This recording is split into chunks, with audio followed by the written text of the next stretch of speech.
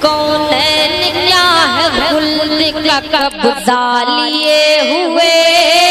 अब आओ, मैं जो बात कह रहा था वो अधूरी रह गई। हुजूर पाक सल्लल्लाहु अलैहि वसल्लम ने नौजवानों से कहा तुम में से जिसकी ताकत है वो निकाह करे। हुजूर से पूछा गया किससे निकाह करें, कैसी औरत होनी चाहिए। निकाह से पहले के मामलात, औरत को तलाश करना ये अहम मसला है। जरूर इस चीज में अपना वक्त लगाएं। मैं नहीं कहता कि तलाशना नहीं चाहिए, तलाशें, इसलिए कि वो तुम्हारी नस्ल उससे चलने वाली है, तुम्हारा खानदान उससे आबाद होने वाला है। तो खाली तुम गोरा चट्टा रंग देखने के पीछे न पड़ो, बल्कि पूरे एक घर को चलाने वाली, बल्कि तुम्हारे बच्चों की पहली यूनिवर्सिटी है, पहली दरसगाह है। तुम उस दरसगाह को लाने जा रहे हो तो क्या क्या उसके अंदर क्वालिटी होनी चाहिए वो देखो। लोग खाली फोटो देखकर ये रंग काली है गोरी है, काली है गोरी, इसी पर लगे हो। हुजूर पाक सल्लल्लाहु ताला अलैहि वसल्लम ने फरमाया दुनिया में जो भी निकाह करता है उसके 4 मकसद में से एक होता है, या तो औरत का हुस्न जमाल देख के निकाह करता है, या औरत के पैसे देख कर क्या करता है, बहुत मालदार है, बड़े बाप की बेटी है, सुनो ऐसे दामाद हो। हुजूर सल्लल्लाहु अलैहि वसल्लम ने फरमाया या तीसरा मकसद ये होता है कि बड़े खानदान वाली है, यानी हसब और नसब आला है, हम तो शेख थे वो पठान है, या फिर और किसी बड़े खानदान की है। पहला खूबसूरती, दूसरा पैसा, तीसरा खानदान। हुजूर ने फरमाया चौथा एक मकसद है वो अच्छा है। हुजूर फरमाते हैं या तो फिर उसके अखलाक व किरदार देखकर निकाह करता है, ये 4 में से कोई एक। और रसूल करीम सल्लल्लाहु अलैहि वसल्लम ने हर एक का रिजल्ट भी बताया। जिसने सिर्फ हुस्न और जमाल देखा और कुछ भी नहीं देखा, खूबसूरती देखी, मेरे आका फरमाते अन करीब अल्लाह उसे फितने में मुब्तला करेगा। फितने में मुब्तला क्या, वो खुद अपनी बीवी पर शक करने लग जाएगा चंद दिनों के बाद। खूबसूरत है, पता नहीं कौन देख रहा है मेरी बीवी को, इधर से छुपाओ उधर से छुपाओ, और अगर वो कहीं निकल गई तो शक करने लग जाएगा किससे बात करके आई, किससे तेरा ताल्लुक है, पूरी जिंदगी जहन्नम बना के रखेगा, फितनों में मुब्तला हो जाएगा। मैं ये नहीं कह रहा कि खूबसूरत लड़की से शादी नहीं करना चाहिए, करो, लेकिन उसके साथ जो देखने का हुक्म है वो भी देखो। खूबसूरत औरतें, खूबसूरत लड़कियां तुम्हारे लिए नुकसानदेह नहीं, अच्छी हैं, लेकिन उसके साथ जो देखने का हुक्म है वो देखना जरूरी। मेरे आका सल्लल्लाहु अलैहि वसल्लम ने दूसरे नंबर पर फरमाया जिसने सिर्फ माल देख करके निकाह किया, बहुत पैसे वाला घर है, निकाह करो इससे, क्योंकि निकाह के साथ गाड़ी घोड़ा सब आएगा। हुजूर पाक सल्लल्लाहु अलैहि वसल्लम फरमाते हैं अन करीब अल्लाह उसे फकीर बना देगा, उसे मोहताज बना देगा। ऐसे दामादों को देखा है हमने, हर एक से कर्जे लेते रहते हैं। हाँ, ससुर से तो मिला ही था लेकिन बरकत कुछ नहीं हुई, फिर इससे 4 इससे 4 उससे 4 कर्जे में ही डूबा है, और ये कर्ज की लानत उसकी खत्म नहीं होती। ढूंढ के देखो ऐसे बहुत दामाद मिलेंगे, या तो फिर वो घर जमाई बनेंगे। तीसरा जो बड़े खानदान को देखा, हुजूर पाक सल्लल्लाहु अलैहि वसल्लम फरमाते हैं अल्लाह उसे रुस्वा कर देगा, वो जलील हो जाएगा लोगों में। हाँ, जिसने अखलाक व किरदार देखा, औरत के अच्छे अखलाक व किरदार, उसकी दीनदारी देखा, हुजूर फरमाते हैं अल्लाह उसे दुनिया में भी बरकत देगा, आखिरत में भी बरकत देगा।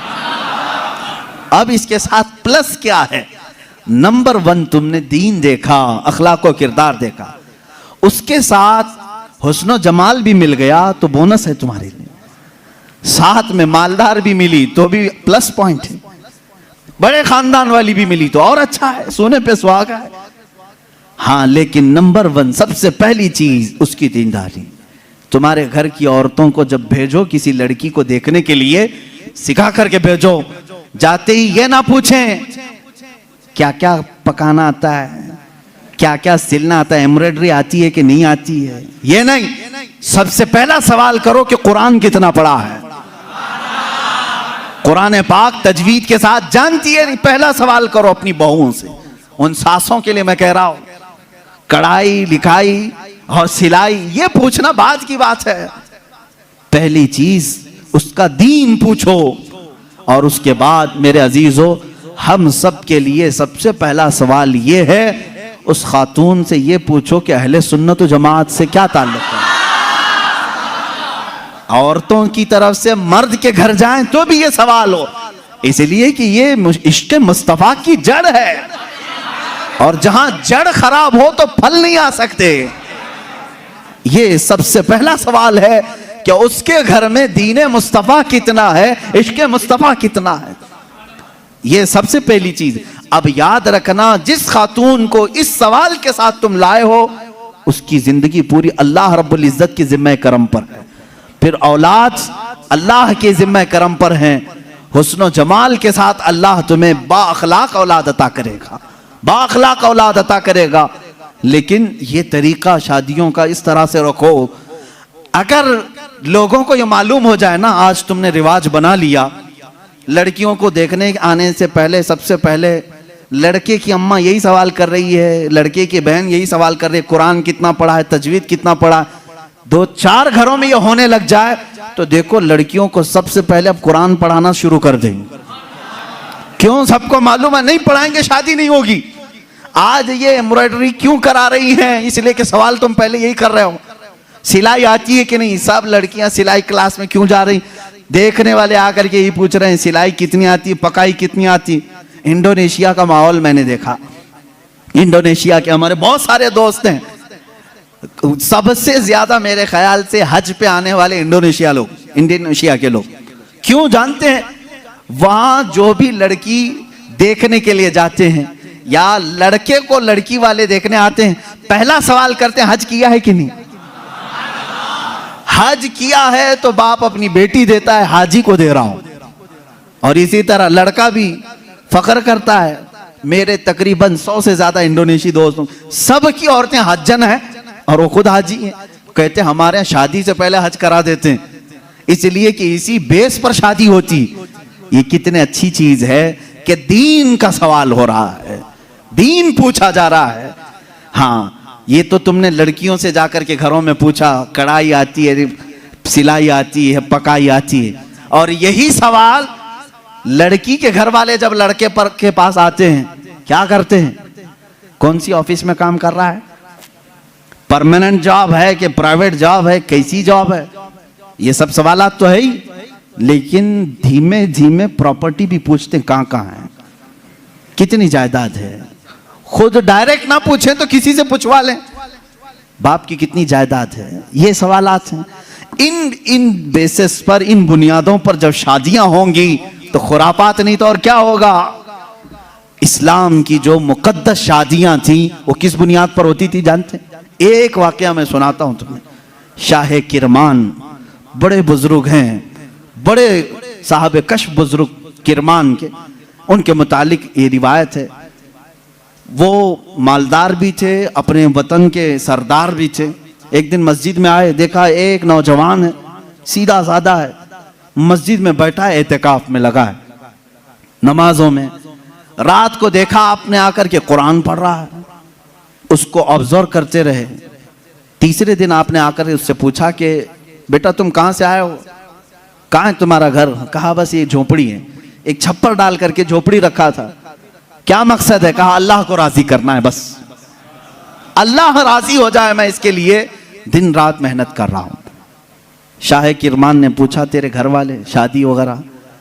कहा नहीं, मुझे कौन शादी करके देगा, मैं फकीर आदमी हूं, मैंने सोचा भी नहीं। शाह किरमान की बड़ी हसीन और जमील बेटी थी, उनके निकाह के पैगामात शहजादों से आए थे, आपने दिया नहीं था बेटी को। शाह किरमान ने कहा मेरी बेटी है, क्या मैं तुझसे निकाह कर दूं? उसने कहा आप बड़ा रिस्क उठा रहे हो, मेरे पास क्या है, मैं दिन भर थोड़ी मेहनत करता हूं, थोड़ा खाने पीने का मिल जाए उसी पर मैं गुजारा करता हूं, बाकी मैं अल्लाह के लिए वक्त निकाल लेता हूं, इतना कमाता हूं जितना खाने के लिए हो जाता है बस। शाह किरमान ने कहा मैं राजी हूं। उसने कहा फिर सोच लें, आप मेरा घर देख लें। कहा मैं तुझे देख लिया बस काफी, घर कहां है तेरा वो नहीं। अपनी बेटी से जाकर के कहा एक हसीन शहजादा मैंने तेरे लिए ढूंढ लिया।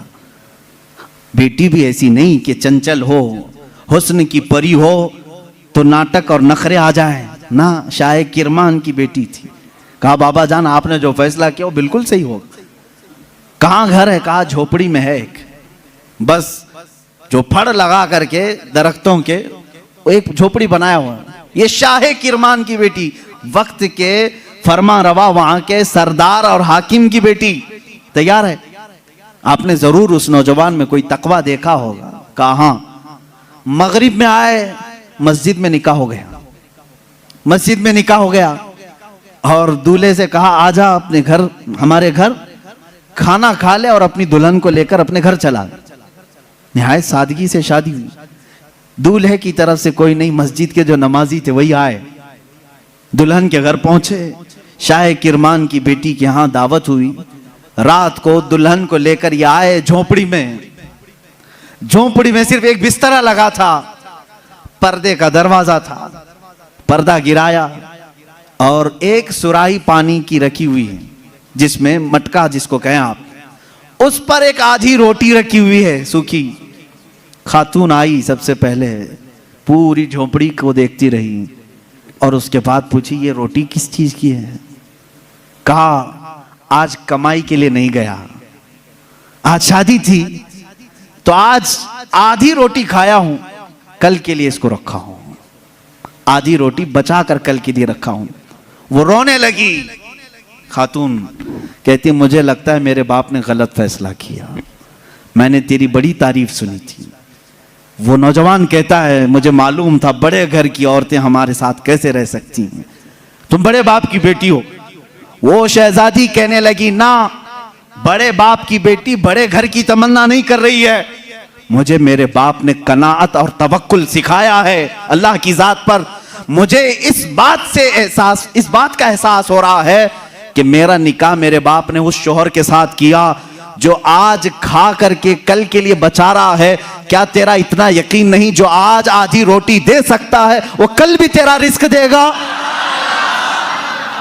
तवक्कुल तेरा क्यों नहीं अल्लाह की जात पर कि आज जो तुझे खिलाया वो कल भी खिलाएगा? तूने बचा करके इस तरह रखा तो मुझे एहसास हुआ। मेरे अजीजों, ये है वो इस्लामी शादियां, नौजवान इतना परहेजगार कि आई हुई खातून उससे बड़ी परहेजगार, उससे बड़ी मुतवक्किला, अल्लाह की जात पर यकीन रखने वाली। यहां सारी चीजें मैंने इसलिए सुनाए नौजवानों, जिंदगी सिर्फ हंसी खुशी खेल कूद पिकनिक सैर सपाटे के नाम नहीं, एक दूसरे की जिंदगियों में उतर जाने का नाम है। एक बहुत ही एतमाद के रिश्ते का नाम है। दोनों के दरमियान इतना एतमाद हो, इतना भरोसा हो। अब शोहर और बीवी का भरोसा, एक और भी बात मैं बताऊं, बीवियां भी सुन रही होंगी, औरतें भी। जो औरत अपने मर्द से मोहब्बत करती है और जो मर्द अपनी औरत से मोहब्बत करता, सिर्फ मोहब्बत करने वालों के लिए पैगाम है। क्या तुम ये चाहते हो कि तुम्हारी बीवी हमेशा तुम्हारे साथ रहे? यहां हो सकता है आप डर करके बोले या खुशी से बोले, कुछ भी बोलो आप, लेकिन जो मोहब्बत करने वाला वो कहेगा हाँ मुझे तो रहना है। बाकी जिसके लिए आफत है वो तो कुछ भी बोलेगा। औरतें जो मोहब्बत करने वाली, मैं ये कहूंगा, क्या तुम चाहती हो कि तुम्हारा शौहर भी हमेशा तुमसे मोहब्बत करे और तुम हमेशा उसके साथ रहना चाहती हो? तो मेरे अजीजों, बुजुर्गों ने लिखा है, वो कितने बेवकूफ हैं वो लोग जो आपस में एक दूसरे से मोहब्बत करते हैं। दुनिया में हर औरत चाहती है कि मेरा शौहर छोड़ के कहीं ना जाए। मर्द ये चाहता है कि मेरी औरत मेरे अलावा किसी और को न देखे। उन दोनों के लिए चाहिए कि कल क़यामत के दिन जब फैसला हो जाए, मेरे आका सल्लल्लाहु अलैहि वसल्लम ने फरमाया, अगर दोनों की नेकियां आ गई, पास हो गए, तो जन्नत में भी अल्लाह ताला उन्हें साथ रखेगा। और अगर उसमें से एक बेनमाजी था तो मर्द दोजख में जा रहा होगा, औरत जन्नत में जा रही होगी। औरत बेनमाजी थी, मर्द नमाजी था, मर्द जन्नत में जा रहा होगा, औरत दोजख में जा रही होगी। मैं ये समझता हूं मोहब्बत करने का एक तकाजा ये होनी चाहिए कि जब दुनिया में हम एक दूसरे को छोड़कर रहना पसंद नहीं करते तो एक दूसरे को नेकियों की इतनी तलकीन करो कि कल क़यामत के दिन भी नाम पुकारा जाए तो हमारा दोनों का नाम जन्नत में जाने वालों में हो। मैं भी उसके साथ हूँ, वो मेरे साथ हो, ये मोहब्बत है। औरत को चाहिए कि अपने मर्द को नमाजों की तलकीन करे, मर्द को चाहिए कि अपनी औरत को नमाजों की तलकीन करे। ये है इस्लामी जिंदगी, जिसमें आप खुशियों की और बहुत सारी मुसर्रतों की बहारें देखेंगे। अल्लाह के नबी सल्लल्लाहु तआला अलैहि वसल्लम की आइली जिंदगी और आपकी अज़दवाजी जिंदगी पर मुझे आज गुफ्तगू करनी थी। जो कुछ भी मैंने कहा है मेरे अजीजों, ये नमूने अमल है हमारे लिए। अल्लाह रब्बुल इज़्ज़त हमारे सबके बच्चों के मुस्तकबिल नेक फरमाए। हर आने वाली दुल्हन को मौला ताला आने वाले ये घर वालों के लिए बरकतों और रहमतों का जरिया बनाए और दोनों के घरों में इत्तेहाद और इत्तेफाक मोहब्बतें नसीब फरमाए। ना चाकी ना इत्तेफाकी, तलाक जैसी बहुत सारी नहुसतों से अल्लाह हमारे घरों की हिफाजत फरमाए। अल्लाह रब्बुल इज़्ज़त हमारी इन महाफिल की बरकत से हर एक की जिंदगी खुशहाल फरमाए। जिनकी बीवियां बदकार हो चुकी हो मौला उन्हें सीधे रास्ते पर ला, जिनके शोहर बिगड़ चुके मौला उनको सिराते मुस्तकीम अता फरमाए, जिनके औलाद नाफरमान हो चुके हसनैन करीमैन के सदके मौला उन्हें सालेह बनाए, नेक रास्ते पर चलाए। व आखिरु दावाना अनिल हम्दुलिल्लाहि रब्बिल आलमीन।